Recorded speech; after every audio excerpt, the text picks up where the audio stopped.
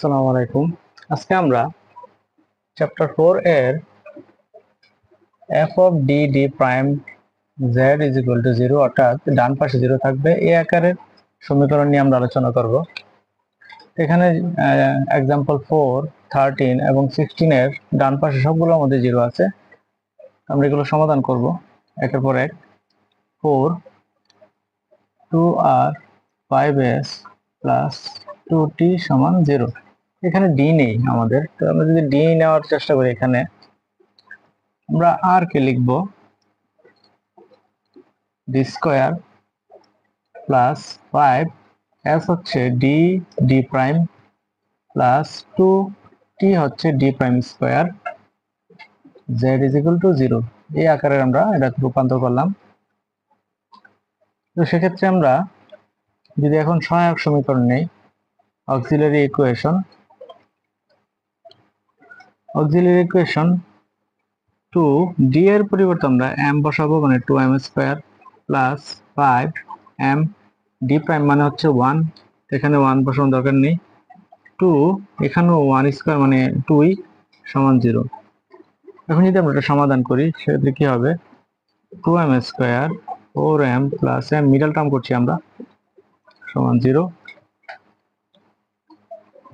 Common নিলে কি হবে, m plus 2 plus 1 m plus 2 সমান 0, m প্লাস 2 2m প্লাস 1 সমান 0। সুতরাং m এর মান কি থাকে এখানে, এখান থেকে আসবে মাইনাসের হাফ, এখান থেকে আসবে মাইনাসের 2। সুতরাং আমরা z অর্থাৎ সমাধান কি লিখতে পারি, phi 1 y minus half x plus phi 2। এখানে যদি মাইনাস হয় আমরা এখানে মাইনাস দিব, এখানে যদি প্লাস হয় এখানে আমরা প্লাস দিব। যদি এটা প্লাসের হবে তো আমরা এখানে প্লাস দিতাম, ঠিক আছে। তো মাইনাস যেহেতু আমরা মাইনাস দিলাম, এখানেও মাইনাস আছে, তার মানে y minus 2x।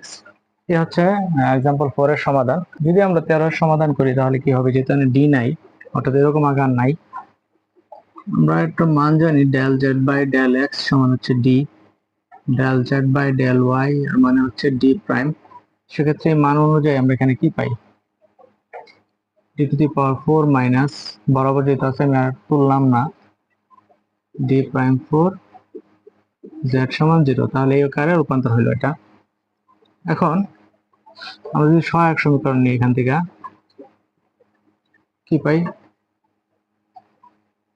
m to the power 4 minus 1 সমান 0। এটা যদি আমরা একটু সমাধান করি,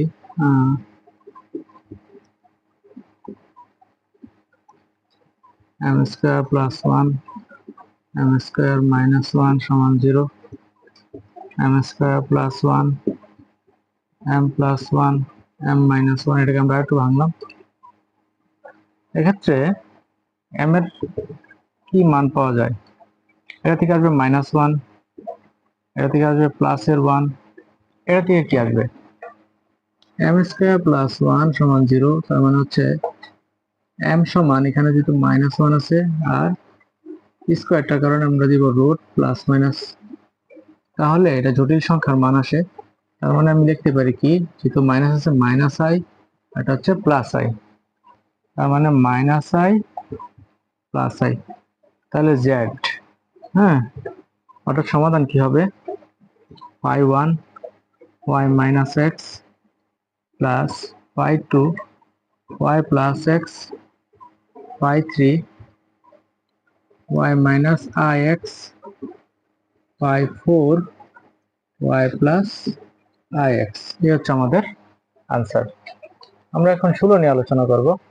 যদি আমরা 16 নিয়ে আলোচনা করি তাহলে কি হবে, এই সমীকরণটা এরকম ফর্মে সাজানো আছে। এখন যদি আমরা এখান থেকে অক্সিলারি ইকুয়েশন লিখি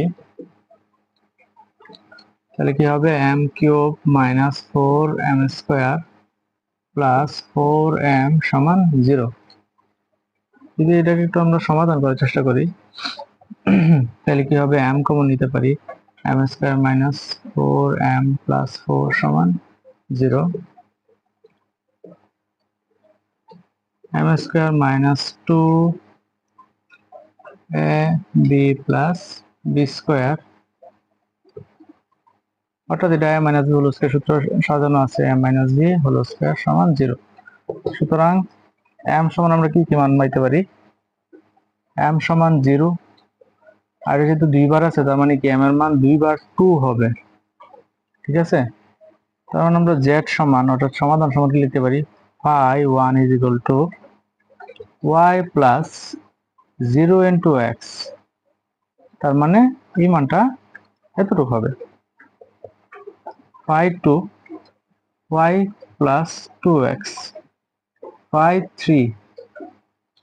যদি একই রকম দুইটা মান আসে, পরেরটাতে আমরা আগে x গুণ করে দিব, তাহলে হবে y plus 2x। যদি আরেকটা 2 থাকতো এরকম এখানে, তাহলে আমরা এখানে কি করতাম, আরো একটা x গুণ করতাম, তাহলে হচ্ছে x square phi 4 y plus 2x এরকম হইতো আর কি। যেহেতু আমাদের এটা নাই, আমরা এই পরের মানটা হবে না। এই হচ্ছে আমাদের সমাধান। আশা করি সবাই বুঝতে পেরেছেন।